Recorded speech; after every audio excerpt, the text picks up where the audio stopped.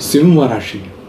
नमस्कार मंडळी, मी ज्योतिष महागुरु डॉक्टर पंकज शास्त्री घेवारे गुरुजी आपल्या सर्वांचं त्र्यंबक राज ज्योतिष या यूट्यूब चॅनलमध्ये मनापासून स्वागत करतो.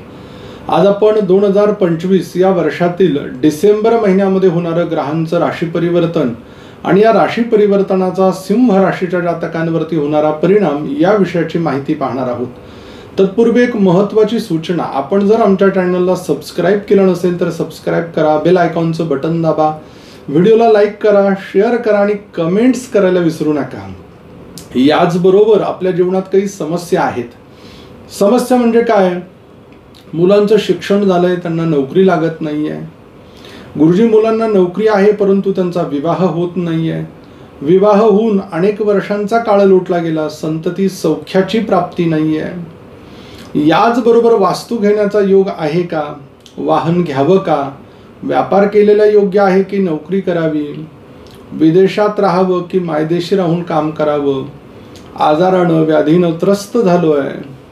नेमकं माझ्या जीवनात घडतंय काय? या प्रश्नांची उत्तरं आमच्या स्क्रीनवरती दिलेल्या नंबरवर आपण फोन केला, संपर्क केला तर आमचे ज्योतिष एक्सपर्ट तुम्हाला योग्य पद्धतीनं देतील. यानं नक्कीच आपल्या जीवनामध्ये आनंद प्राप्त होईल. या डिसेंबर महिन्यामध्ये काही ग्रह राशी परिवर्तन करतायत. यात प्रामुख्यानं 5 डिसेंबर या दिवशी गुरु ग्रह वक्री होतोय मिथुन राशीमध्ये.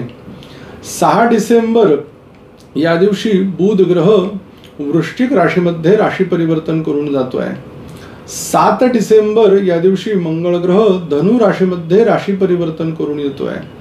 15 डिसेंबर या दिवशी सूर्य ग्रह धनु राशीमध्ये राशी परिवर्तन करून येतोय. 20 डिसेंबर या दिवशी शुक्र ग्रह धनु राशीमध्ये राशी परिवर्तन करून येतोय.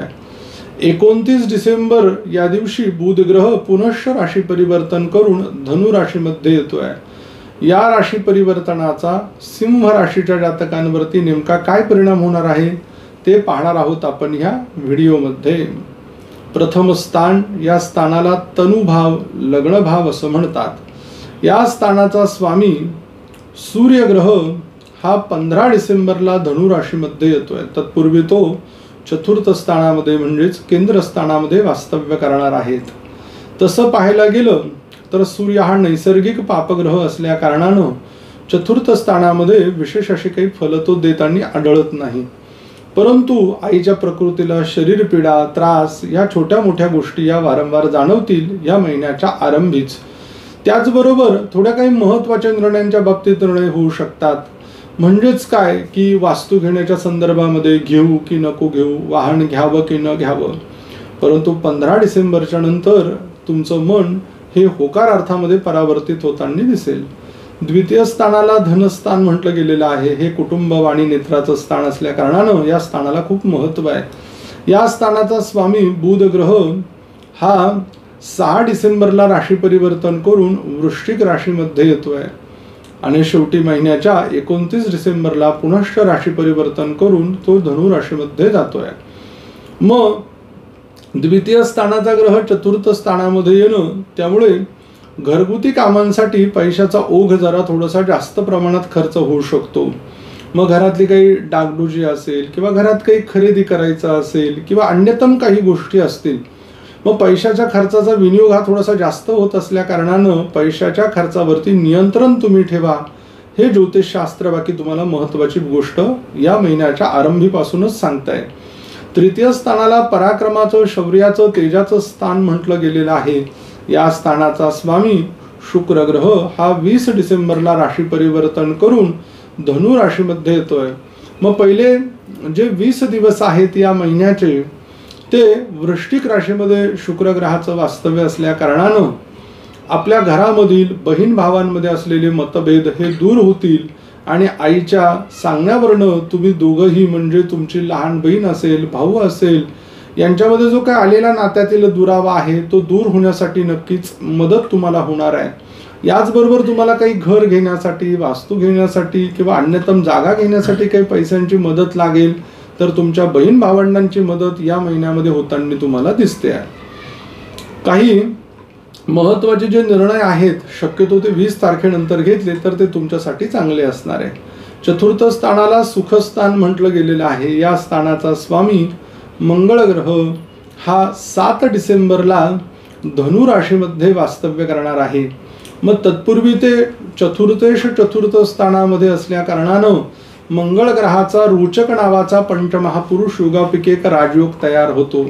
पहिले 7 दिवस घरातील वातावरण तर अगदी सोने पे सुहागा असं म्हणायला काही हरकत नाही आहे. अगदी प्रसन्नता असणार आहे. घरामध्ये सगळे अगदी गोळ्यामेळानं घरातील जे काही आनंदाचे क्षण आहे ते एकत्रित करण्यासाठी एकत्र होतील.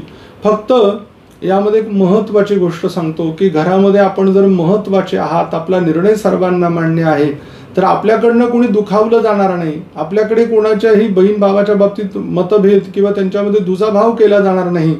ही गोष्ट जर तुम्हाला जमली ना, मग बाकी तुम्ही पूर्ण परिवाराला आपलंसं करण्यासाठी अत्यंत उत्तम भूमिका निभावत आहात. ही गोष्ट तुमच्यासाठी महत्त्वाची आहे.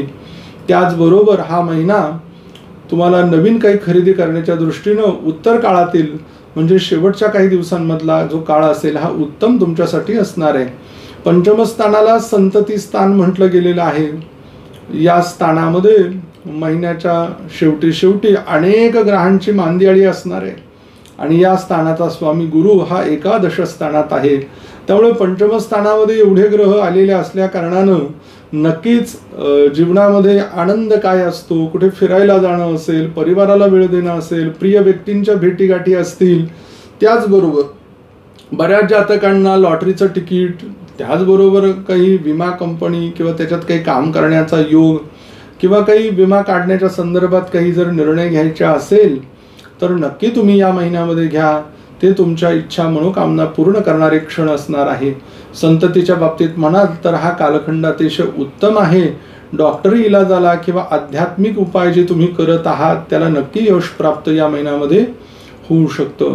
षष्ठ स्थानाला रिपुरोगस्थान म्हटलं गेलेलं आहे.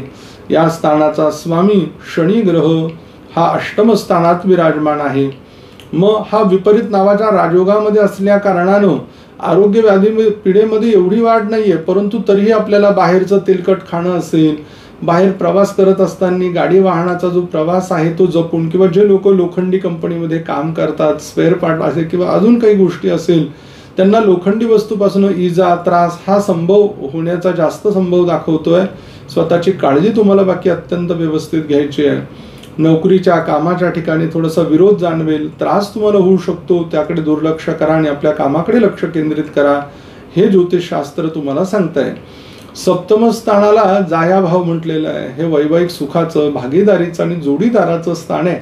या स्थानाचा स्वामी शनी ग्रह अष्टमात जरी आहे परंतु तो विपरीत राजयोगातला आहे. चांगली एकनिष्ठ पती किंवा चांगली एकनिष्ठ पत्नी हे तुम्हाला प्राप्त होण्याच्या दृष्टीने अतिशय सुंदर योग आहेत. अगदी मनमिळावू आपला जीवनसाथी आपल्याला प्राप्त होणं किंवा जोडीदाराच्या विषयी मनामध्ये काही किंतु परंतु होते, पती पत्नींमध्ये जे काही वाद होते ते सगळे या महिन्यामध्ये मिटताय आणि दोघांमध्ये एक आनंदाचे क्षण तुम्हाला अनुभवायला मिळतील.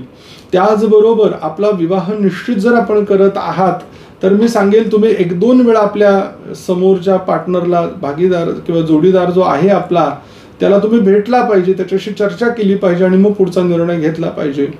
व्यवसायाच्या दृष्टीनं भागीदारीत काही व्यवसाय सुरू करावा का, तर आपल्या पत्नीलाच जर पार्टनरशिपच्या डीडमध्ये घेतलं आपण, किंवा मग जरी एखादा पार्टनरशिपच्या दृष्टीनं काही बाहेरचा व्यक्ती घ्यायचा आहे तर तो एवढाही अनोळखी नको, किंवा नवीनच भेट झाली आणि लगेच हा निर्णय घेतला तर तो तुम्हाला फसवणारा आणि त्रासदायक करणारा ठरेल. ओळखीतल्या व्यक्तीबरोबर तुम्ही केलेला योग्य असणार आहे. अष्टम स्थानामध्ये मीन राशी आहे. स्वामी गुरु ग्रह हा एकादश स्थानात आहे. अष्टमेश लाभामध्ये म्हणजे अचानक धनप्राप्तीचे योग आहेत का गुरुजी, तर हो नक्की आहे तुमच्या पत्रिकेमध्ये योग. त्यातल्या त्यात जमीन प्रॉपर्टीचे पूर्वीचे काही निकाल असेल कोर्टाचे ते तुमच्या बाजूने लागण्याची संभावना जास्त आहे. भाग्यस्थानामध्ये मेष रास विराजमान आहे. या मेष राशीचा स्वामी मंगळ ग्रह 7 डिसेंबरला पंचमहापुरुष योगातनं तो पंचम स्थानाकडे जाईल. परंतु पहिले 7 दिवस तुम्हाला आध्यात्मिक तीर्थयात्रा घडणं, त्याचबरोबर एखाद्या चांगल्या गुरूंची प्राप्ती होणं, चांगले मार्गदर्शन तुम्हाला मिळणं हे बाकी तुमच्यासाठी उत्तम आहे. दशम स्थानाला कर्माचं स्थान म्हटलं. या स्थानाचा स्वामी शुक्र ग्रह हा 20 डिसेंबरला राशी परिवर्तन करून धनु राशीमध्ये जातोय. परंतु चतुर्थेशाची दशमेशावर म्हणजेच काय, दशमेशाची दशमेशावर दृष्टी असणं हाही योग फार चांगला आहे. वडिलांची प्रकृती अगदी ठणठणीत असणार आहे. त्याचबरोबर वडिलोपार्जित एखादा व्यवसाय असेल त्यामध्ये जरी आपण हात घातला तरीही त्यामध्ये चांगलं यश भरभराटी तुम्हाला दाखवते. मोठ्या पदावरती किंवा आपल्या मंजुळ वाणीमुळे सगळ्यांना तुम्ही आपलंसं करून घेणार आहात, हा अनुभव बाकी तुम्हाला येईल. एकादश स्थानामध्ये मिथुन राशी आहे, त्याचा स्वामी बुध ग्रह हा पत्रिकेमध्ये 6 डिसेंबरला वृश्चिक राशीमध्ये येतोय. म्हणजेच तो चतुर्थ स्थानामध्ये असणारे लाभेश चतुर्थामध्ये आईकडनं विशेष काळजी घेणं, आईकडनं विशेष लाभाचे प्रसंग तुम्हाला निर्माण होणं, आईकडे जमापुंजी काही केलेली असेल तिने ते पैसे तुम्हाला मदतीच्या रूपात देणं, तिचं फार प्रेम तुमच्यावरती आहे. परंतु यथावकाश काळानं तिला त्याची गरज आहे, आवश्यकता असल्यास ते परत करा, म्हणजे या मिळालेल्या लाभाचं तुम्हाला समाधान लाभेल. व्ययस्थानामध्ये कर्क राशी आहे, त्यामुळे या महिन्यामध्ये विशेष जे खर्च अनवाधानाने काही होतील ते फक्त टाळण्याचा प्रयत्न आपण केला पाहिजे. सिंह राशीच्या जातकांसाठी शुभ अंक हा 8 आहे आणि शुभ रंग आपल्यासाठी लाल आहे. कुठल्या दिवशी चांगल्या कामांची सुरुवात कराल? 7 तारीख, 8 तारीख, 9 तारीख, 10 तारीख आणि 11 तारीख आहे. अशुभ दिवस ज्या दिवशी आपल्याला चांगल्या कामांची सुरुवात नाही करायची 15 तारीख, 16 तारीख, 23 तारीख आणि 25 तारीख आहे. एक मंत्र देतो, त्यानं पत्रिकेतील अशुभत्व कमी होईल आणि शुभत्व प्राप्त होईल. मंत्र आहे ओम विद्राविन्यै नमः. लवकर भेटू आपण पुढील व्हिडिओमध्ये. तोपर्यंत सर्व प्रेक्षकांना नमस्कार.